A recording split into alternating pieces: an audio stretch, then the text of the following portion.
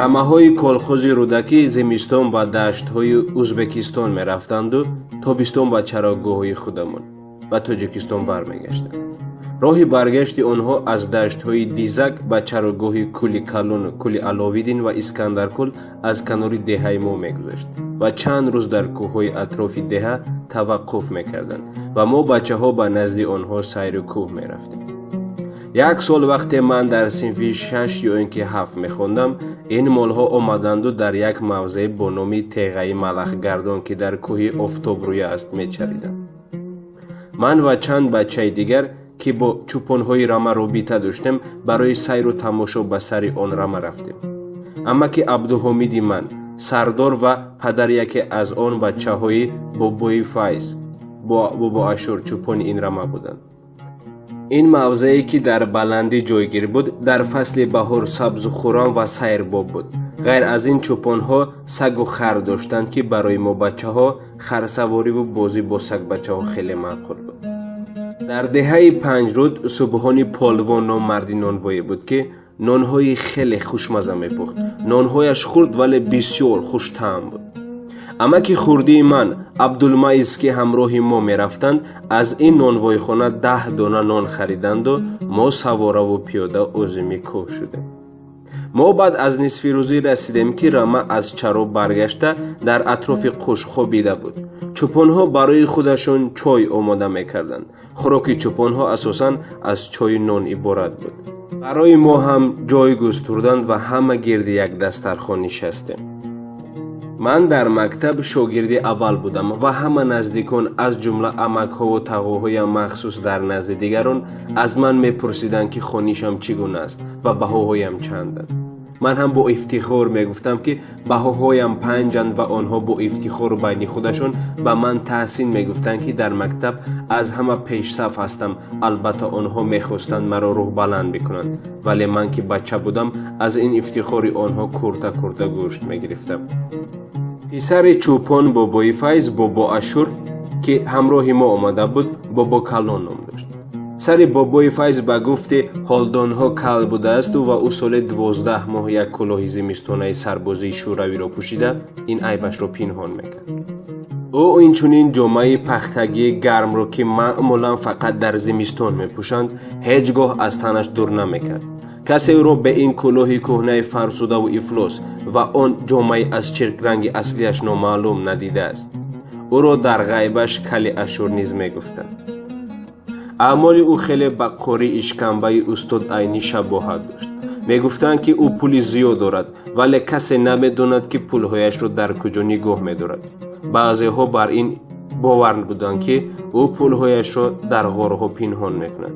баъзеи дигар мегуфтанд ки дар остари ҳамон ҷомаи ҳамеша дар танаш ҷой карда ҳамроҳи худаш мегардонад. дар хӯрдан низ аз қори Исмат монданӣ надошт. ҳамин ҳоло агар дигарон дар пиёла чой нӯшанд, ӯ ним косаиро то нимаш қанди сафед рехта, аз рӯяш чой пур карда, як нонро аз он нонҳои хуштаъм пора карда дар он ним коса тар карда монда буд ва нони дигарро ду пора карда, нимашро ба даҳонаш халонда, нимаи дигарашро қатъ карда дар дасташ нигоҳ медошт, то ба маҳзи холӣ шудани даҳон онро низ ба он ҷо бихалонад. як нони дигарро аз рӯи нонҳои дар байн истода гирифта дар наздаш рӯи дастархон гузошта буд ва бо он дасти дигараш аз гӯшаи он дошта меистод, то касе онро нагирад. ҳамин тавр дар ҳоле ки дигарон нонро шикаста дар пеши ҳама якборида гузошта буданд ва онро ҳам кам кам мехӯрданд, ӯ аз он 10 нон 3 тоашро дар замон соҳибӣ карда буд. чашмонаш ҳарисона ҳаракати дасти дигаронро дунбол мекарданд.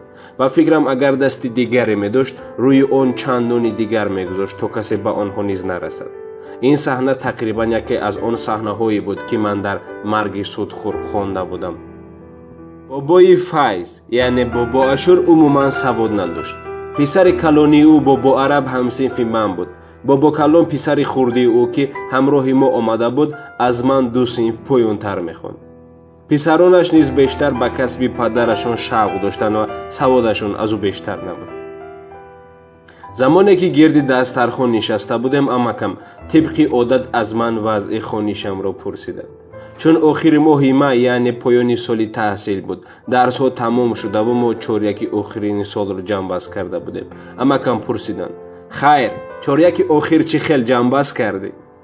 همش 5 با افتخار گفتم من. 2-3 نفره که در اطراف دسترخوان بودند به من آفرین و احسنت گفتند. نمیدونم از چی باشد که این تعریف ها به بابای فیض یعنی بابا اشور پسند نمی آمدند و وی در حالی که از دهانش پر از نام بود برگشت و به حاضرین با ناراضگی گفت چه اینقدر او را تعریف میکنید؟ بابا کلان من هم شعر میدوند. سواد نداشتن پسرانی بابا اشور را همه میدونست. یکی از حاضرین از بابا کلان بهای جنببستیش را پرسید.